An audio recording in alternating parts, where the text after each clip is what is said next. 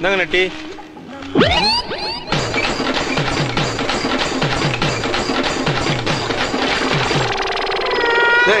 ஏண்டா என்ன பூட்டி கிடந்த கடையில ஒரே பூவா தொங்குது, பாய்லர்லாம் பளபளன்னு இருக்கு, என்ன விஷயம்? புதுசா ஒருத்தன் கடத்த வந்திருக்கானே.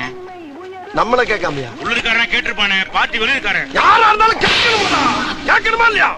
டெஸ்ட் வேடா அவனுக்கு.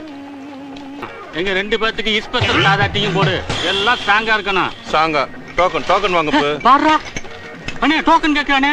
எது டோக்கனா? டேய் என்னடா கேட்ட? டோக்கன் கேட்டேன். டோக்கன் என்கிட்ட கேட்டியா? ஆமா.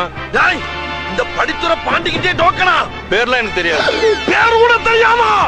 அது கூட தெரியாம என்ன மானாவுக்கு நான் கணக்கு கருதி யாரா தெரியாதுங்கற டோக்கன் கேட்டாடா.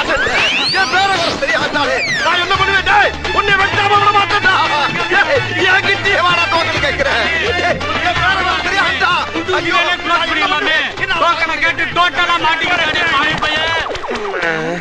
அம்மா சபா சபா. என்னன்னு அருவாளை தூக்குற மாதிரி ஆரம்பிச்சு பொசுக்குன்னு உட்காந்து மூச்சு வாங்கிட்டு இருக்கீங்க? அருவாளா? போடா கூறுகட்ட குக்கர். ஒருத்தன் மோருக்கு முன்னால அவன் யாரு எவர்னு எடை போடாம இறங்க கூடாரா?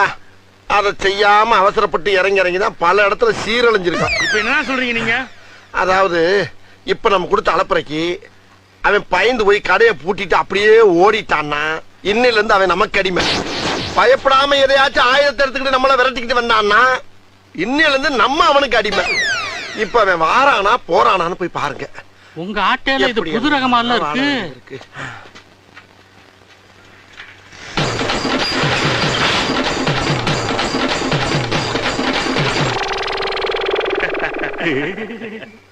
அண்ணே கடையை போட்டுட்டு அங்கிட்டு ஓடுறானே. பூட்டிட்டு அங்கிட்டு ஓடுறானா?